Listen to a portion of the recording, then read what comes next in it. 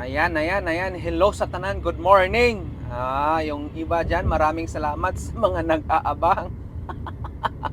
Yung iba nagme-message pa sa akin, "Oh, Belo, sana yung ano mo, nasaan na yung second video mo, mag-upload ka na." O ano, totohanan na talaga to, no? Alam, maraming salamat nga pala doon sa mga nag-comment at saka sa mga nag-shares.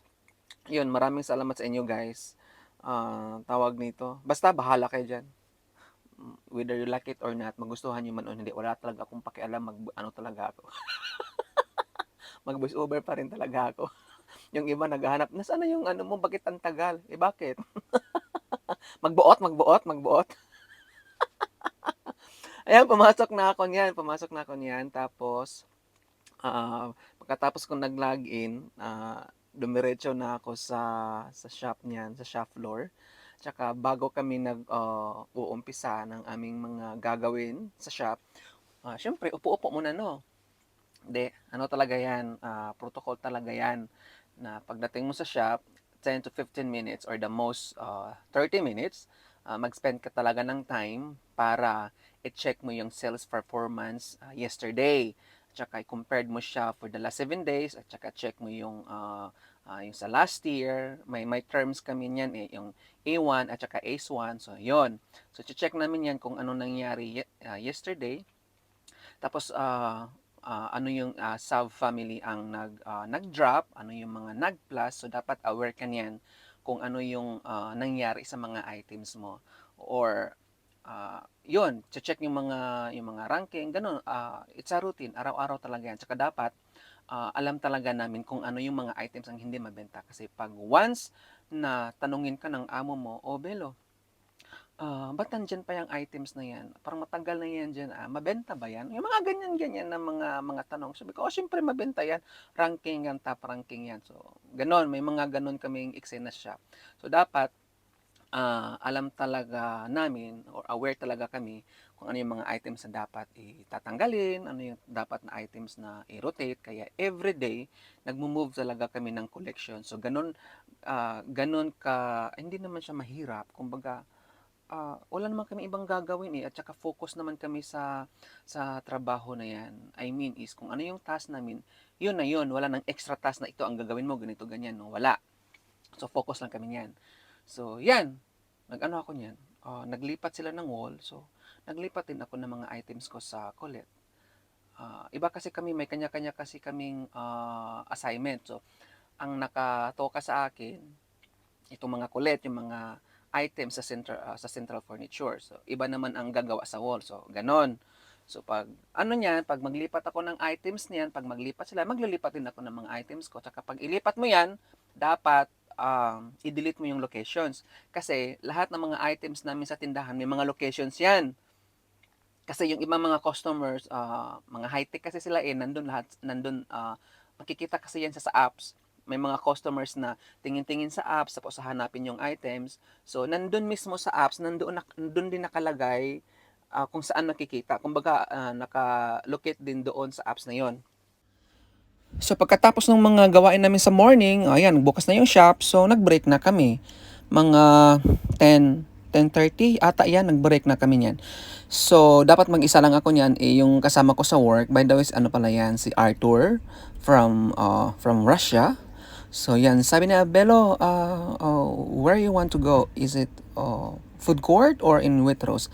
No, no, no, I'll go to Waitrose because my food is there, not in food court. Ang sabi niya, "Yala, yala, let's eat."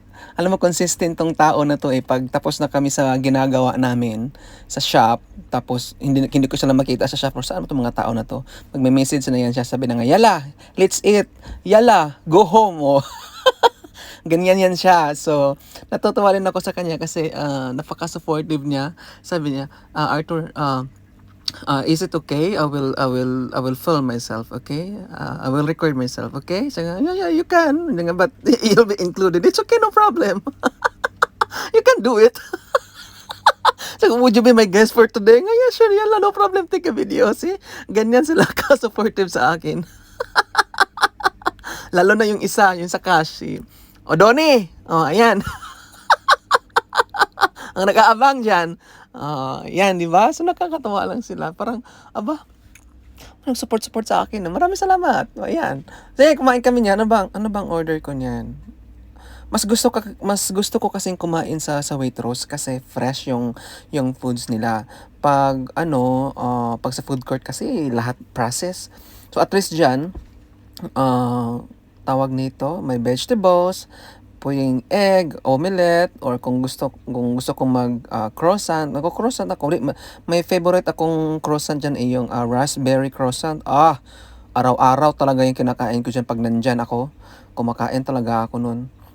Masarap kasi, masarap siya sa panglasa ko, tsaka partneran mo ng kape, sarap. Kaya 'pag break, diyan talaga ako, kumakain. Dati 'pag break kaming lahat niyan sabay-sabay, mga ilan kami, mga 6 to 8 kami lahat, marami kasi kami, eh.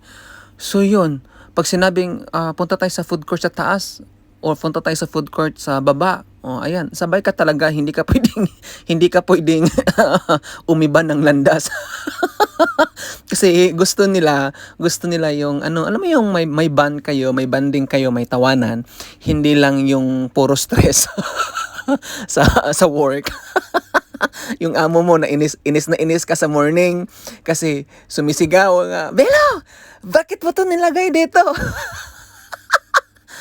Yung morning madali, alam mo nga, 6:00, 7:00, ang daming complain, daming ano, "Ito ilipat mo yung ganyan," kasi naglipat silang ano, alam mo yung tapos meron kang idea, what if kung ito ang gawin natin, tapos 'pag hindi pa magustuhan sabihin niya na next time kung lalapit ka sa akin, make it sure na magustuhan mo yung magustuhan ko yung ideas mo, ha? Huwag kang lumapit sa akin mga putyo-putyo mong mga idea. May gano'n yung amo namin. Pero alam mo yung nagigil ka, tapos pag break makipagplastikan kang sumama sa kanila. Buwisit.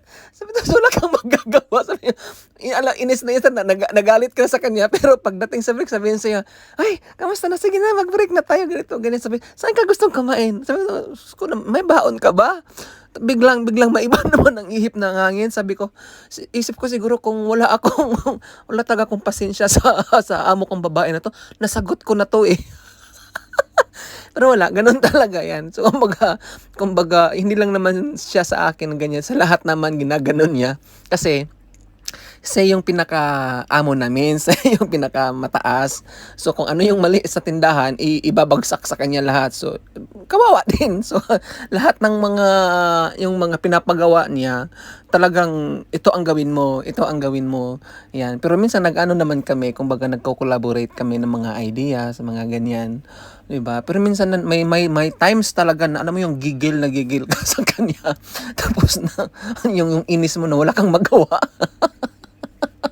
I-share mo na lang din sa mga kasama mo na gano'n din ang nangyari sa kanila. Tapos pagkatapos no'n, tawag nito, pagkatapos ng lahat, biglang mag-iba ang hangin. Tara na mag-break na tayo. Saan ka, sasama ka ba sa amin or ano?"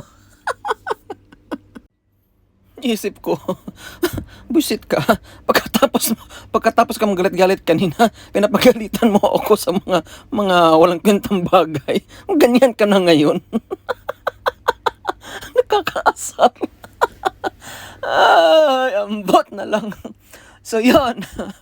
Pero in fairness sa kanya, mabait siya. Mabait yun. Pero pagdating sa trabaho, naku lang, huwag kang magkamali. Isipin mo talagang perfect ka, huwag kang magkamali.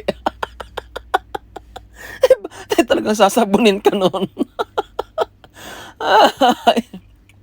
So, ayan, pagkatapos namin nag-break, siyempre bumalik na sa shop, no? Siyempre, balik ka talaga sa shop. Ayan, upo-upo lang muna sa kantin. May ano kami diyan, may couch kami. Sosyal ang kantin namin, may couch. Tapos may TV pa diyan at saka may PlayStation kasi yung ibang mga staff naglalaro. pag magso-short break, after ng break. So, yan, pahinga-pahinga lang dyan. Tapos talagang pinoprovide nila lahat sa canteen kung ano yung ikakagaan ng mga staff sa loob ng tindahan. Isipin mo, nag-provide ng couch, nag-provide ng TV, nag-provide ng PlayStation. So, ganon sila ka-supportive din sa mga staff. Ganon nila ka-love yung mga staff. Ganon. So, yon. Ako'y pauwi na niyan. Og maora na for today, guys. Salamat!